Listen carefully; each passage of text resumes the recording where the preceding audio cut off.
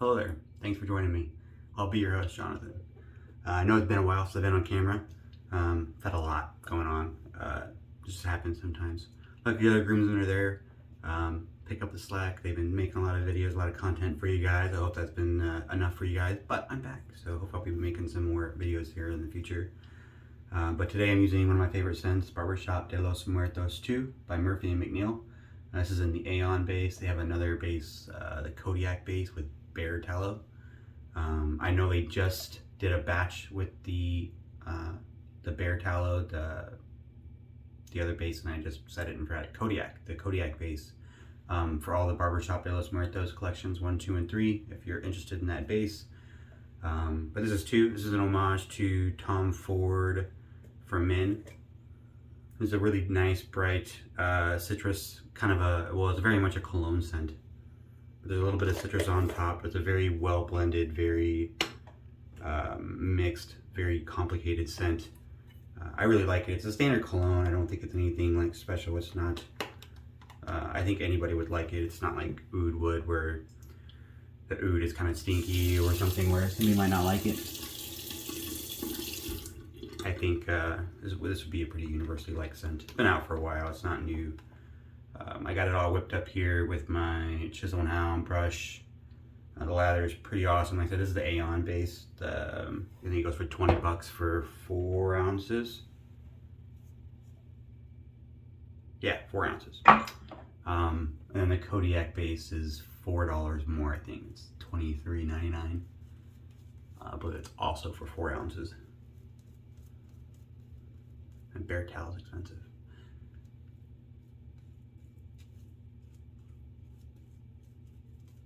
I'm not sure where they source it. If it's like a byproduct of the hunting season where they're at.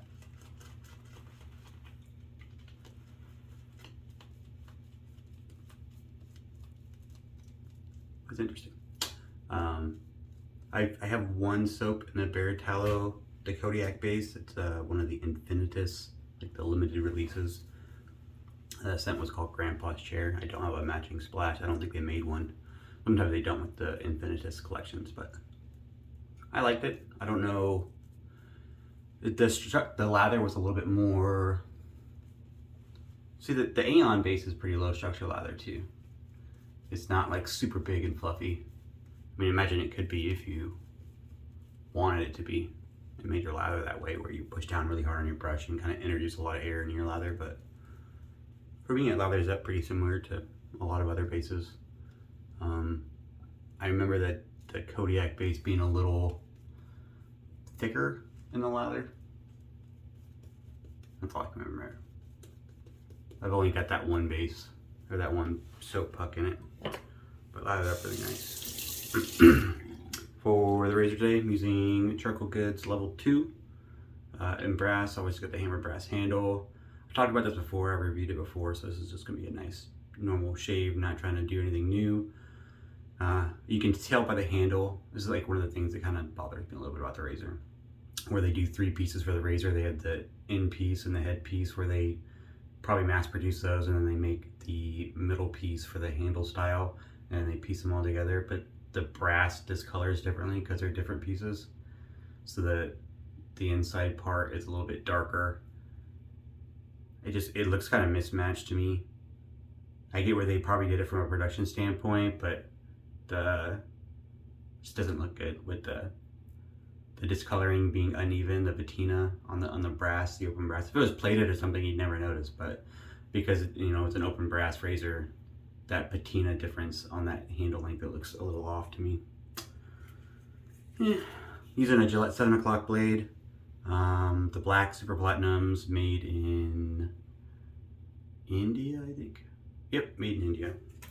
So I used this yesterday as a second use blade, and every time I've used these, I've really liked the shape from them, but I only use like one at a time, and then I don't. So this is a 5 plus 2, so 7 in the pack, and I've got 3 left. So I'm just gonna use this tuck of blades for the next couple weeks till I get done with them, and determine if I actually want to buy more or not. Because I just have this one tuck. I'm not even sure where I got it. Might have been in like a piff or something.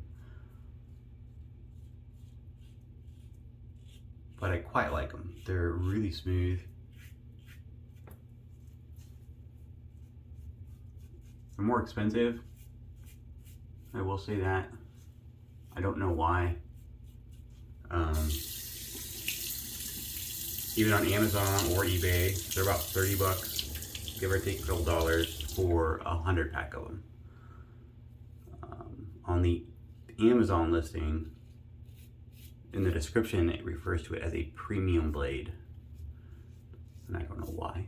Gooden doesn't go into that detail. It doesn't say what makes it a premium blade. But I like it. I know the description on the Amazons shows that these blades come in a little tin instead of like a sleeve like normal. But the pictures don't want to show the tin, it just shows a sleeve, like a cardboard sleeve. So I'm not sure if that's still a thing or not.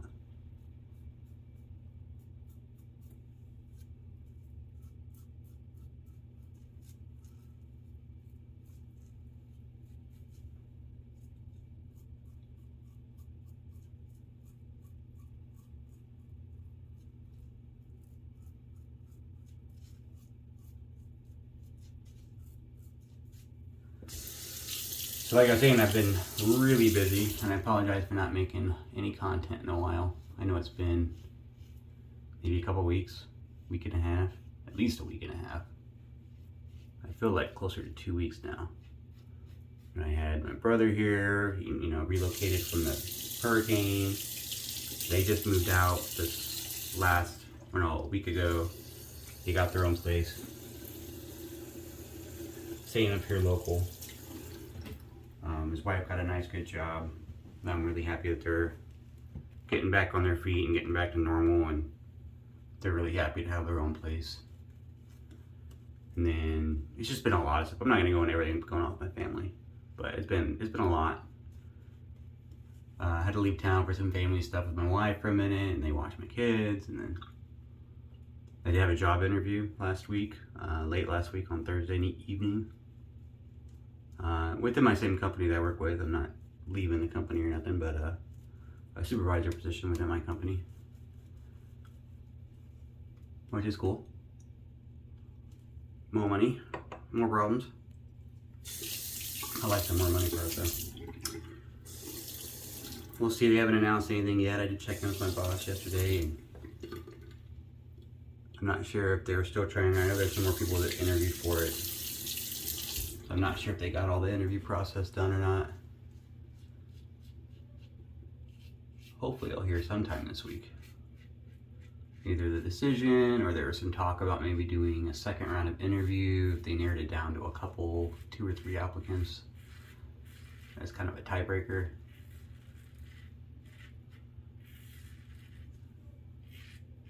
But I will say, there were 3 of my bosses in the interview, and I felt pretty freaking confident leaving that interview. They had initially scheduled it on Monday of last week, but I was off the previous Thursday and Friday attending the family stuff, so I wasn't at work. And they sent me the invite for the interview to my work email that I was not accessing while I was on time off.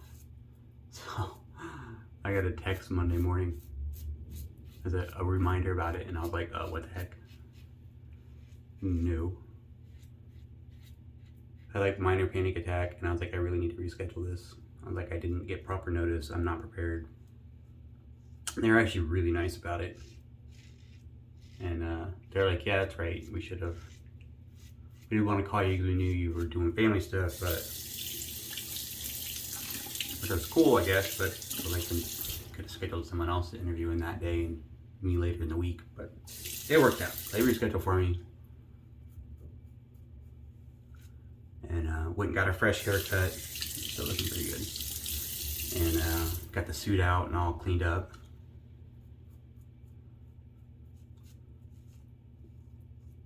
And then headed out to the interview, and it was just, I was nervous. Like, I wasn't nervous all day until right before the interview, and then I got nervous. I don't have a lot of experience interviewing. I spent 20 years in the military, don't really have to interview for that position. So I've done one in-person interview in my life as an adult and one phone interview with the company. And that was it. That's the extent of my interview experience. Well, now the new interview, so I've got 3 interviews under my belt, which is a little weird. Puts me at a bit of a disadvantage over other people, I would say, my age. But I thought it went really well. Like, started off on a really good note. Like, all the questions they asked, I just nailed them. Like, it was just, I let that interview feeling like extremely confident. It helped that, I guess they kept making a big ado about my appearance. I got complimented on my suit, my haircut, my clean. I shaved that day and everything. I always shave most days when I go to work. I'd use the Rex Ambassador because I needed the closest shave I could get. I want to be, impressed. Set that good example for the interview. But they kept talking about my appearance. Like I said it when we first, introduced ourselves for the meeting and when we sat down. And I think they might have said something like 4 or 5, 6 times where they were like, I really appreciate your appearance. I really appreciate the time you took. Shows that you're serious about the interview. And I was like, oh, thank you. It's nice to hear good compliments. But it made me wonder. So I went and asked around, and I guess some of the other guys, I don't know about all of them, but at least a few of the other individuals that interviewed, because it was in company, they thought maybe it was more informal, so they didn't suit up. They just kind of wore what they would wear to work. One guy wore jeans and just like I think a flannel or something that he was going to wear to work that day because he had his interview first thing in the morning. Another guy just wore like khakis in the standard work issue polo they give you, like the vice president comes down or something. And if you're thinking about interviewing for a job here soon, my big recommendation would be suit up. Always wear a suit to an interview regardless of the position. Coming from a guy that has minimal experience interviewing. But everything I read ever, and I read a crap ton when I was getting out of the military, and making sure I was in the best position possible to succeed on an interview. Suit up. Even if the job you're in, and the job I'm in doesn't require me to wear a suit every day. I would wear pretty much what I wear most days, and most days I wear jeans and boots and a polo shirt. Kind of a, basically casual except for the polo shirt, which is a little bit more business casual. But that's not even a requirement. I mean, there are a lot of guys that work day to day that just wear jeans and a t-shirt and sneakers, and that's fine. But you're interviewing for a position, you're trying to make a good impression. And based off the conversations that I had with the managers that I interviewed with, definitely wear a suit. It shows that you take the position seriously, that you do really want it, because you took the time to groom yourself to prepare.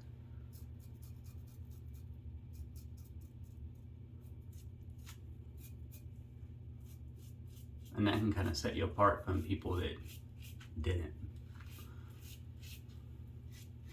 So any job, suit up. Blue is the recommended color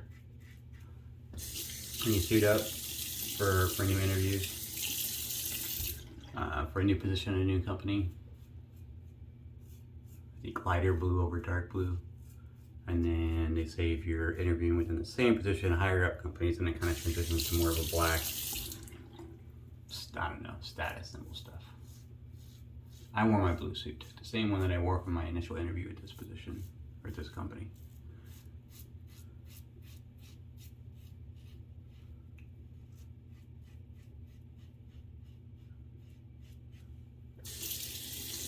But I wore brown shoes and a brown belt, which I think stands out a little bit more than a black shoes and a black belt.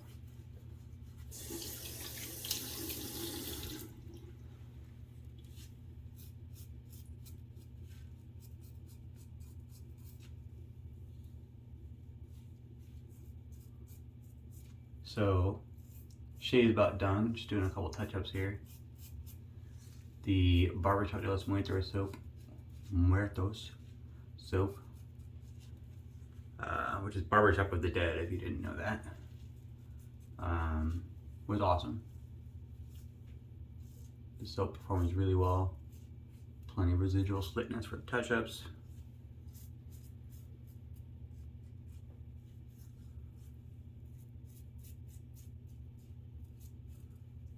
The razor performed really well. It's very smooth. I really like this Gillette Platinum double plat. 7 o'clock, super plat. I was close. Lots of platinum. I don't know what the difference is between a super platinum and a regular platinum is. Might be nothing. My guess is it has another coating in addition to the platinum. PTFE or chromium or something.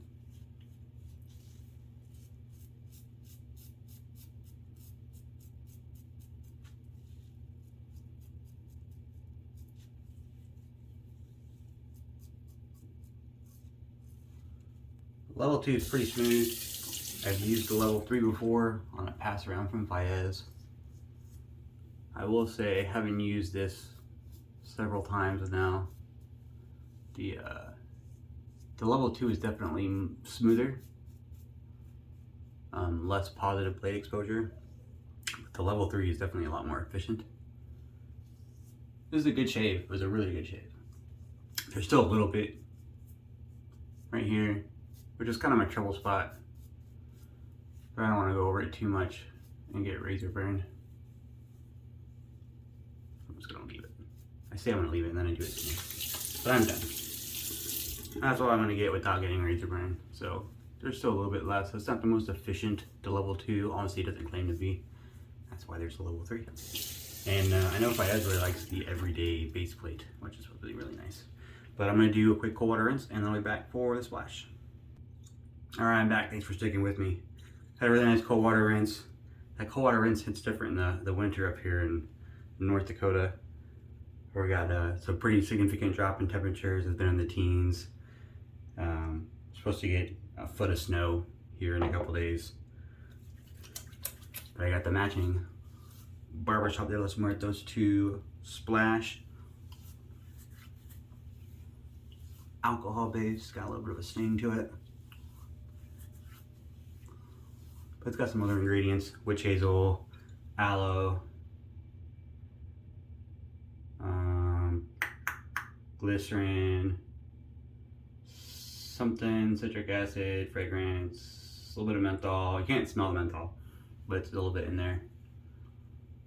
It's really hard for me to read the font that they picked for that. Like I appreciate what they were going for with the font, just like on the front side here, but it made it really hard to read the ingredients list. But I do like Murphy McNeil's Aftershave Splash. Oh, here we go. I got the Barbershop De Los Muertos 3, and the font is different. So alcohol, isopropyl, mysterate, willow bark, witch hazel, aloe, vegetable glycerin, green tea extract, silver dihydrogen citrate, menthol, or Culotta. Oh, that's an option. So if you want to get a cooling agent added, you can get menthol or the Culotta 23, which is a synthetic cooling agent. And then polysorbate and glucam, which is preservatives, I believe.